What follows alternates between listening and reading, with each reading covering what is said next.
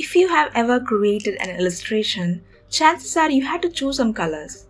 You might have had a mental debate on choosing one color over the other, or you might have already chosen a color scheme for your illustration, but for some reason the colors are just not going with it, and you couldn't pin down the reason. If this is you, then this video is for you. Today we'll talk about colors and how to choose a color palette to make your illustration come alive. Hello my dear viewers, I am Ashwati and I make content for creative people like you. Welcome to my channel. I know that colors can be tricky and choosing the right colors can be time consuming, but once you understand the basics, you might find playing with colors an enjoyable process. So today I'm going to share with you some of the key points that helped me. Circumstance of illustration.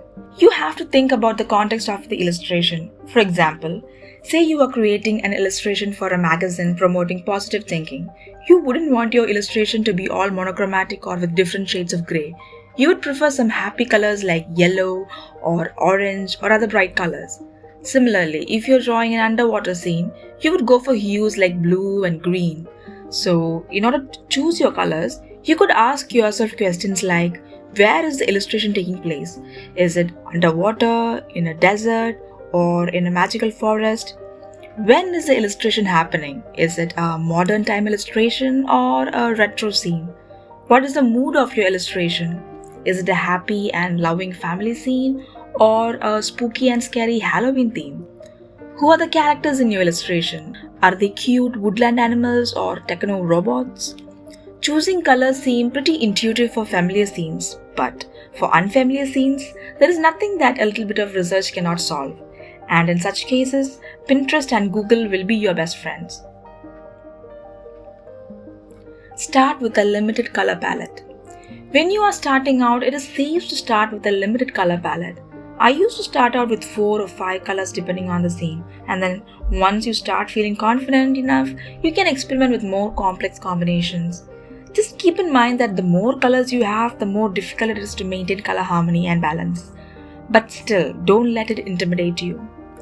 This brings us to the next point. Get familiar with the color harmonies. Color harmony refers to aesthetically pleasing and harmonious color combinations based on geometric relations on the color wheel. You can adjust the saturation and brightness as needed to bring out desired contrasts.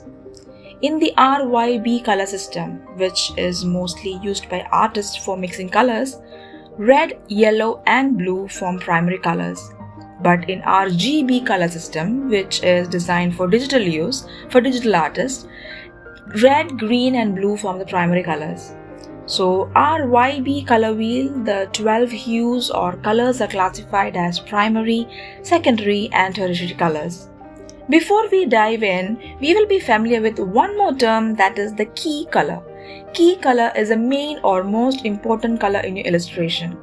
It is a color you cannot change. For example, the green in the forest or the colors of a brand identity.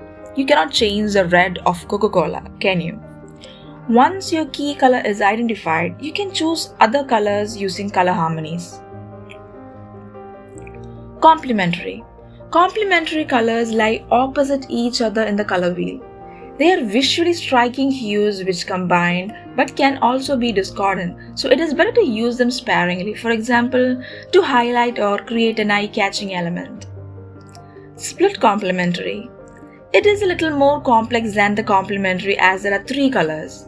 It has one key color and 2 colors adjacent to its complementary color. You can create most of your illustration using these 2 adjacent colors and use the key color as an accent. It creates a nice, vibrant contrast and is easy to use. You can start with these and then add more complex colors slowly. Analogous. Analogous colors lie near each other in the color wheel. They usually represent color combinations that are found in nature and are visually appeasing. Excessive use of analogous colors can make your work appear monochromatic, so it is recommended to use them very mindfully. Try choosing only one color temperature, either warm or cool. Triadic. Triadic color combination consists of 3 colors evenly spaced on the color wheel. They are very versatile and create a vibrant, bold color palette. Tetradic. Tetradic color schemes have 4 individual colors, a key color and 3 more colors all equidistant from the key color on the color wheel. It's also called double complementary color scheme because of its two complementary pairs. Tetradic colors are some of the boldest, most vibrant color schemes. While that's a great thing, it also means they should be used carefully with caution. Monochromatic. Monochromatic color scheme use a single base hue and extend the color scheme by using different shades, tones, and tints of that color family. Contrast. Once you have gotten familiar with the color harmonies, the next important step is to check the amount of contrast in your illustration. Say you have chosen an awesome color palette with colors that harmonize well with each other, but if the colors don't have the right amount of contrast, your audience will not know where to look or how to look at your illustration. Contrast is another way of pointing your viewers to what you want them to see, where you want to bring their attention to. To check if your illustration has the right amount of contrast, you have to convert your illustration into grayscale and see the bright and the dark areas. See if you can distinguish the elements in your illustration, and if you think one element blends with the background, then try to fix it. There are two techniques to fix this. You can try simplifying your color palette or try to adjust the saturation or change the value of colors. One of these should help you. Explore and have fun. The most effective way to get better at color is to keep exploring and experimenting. Work with a limited color palette and then slowly increase the number of colors. Try different color combinations and figure out what works and what doesn't. While you're at it, make sure your colors align with the given context of your illustration. Adjust contrast when necessary so you don't strain anyone's eyes, and practice and repeat. Your curiosity will take you far. So that's it for today. I hope you are able to choose a color palette for your illustration that brings your illustration to life. Don't be afraid to explore and have lots of fun. If you think this video is helpful, do share it with your artist friends. Give a thumbs up if you like this video, subscribe to my channel and hit the bell icon so that you won't miss out on my future videos. Until we see you next time, see ya!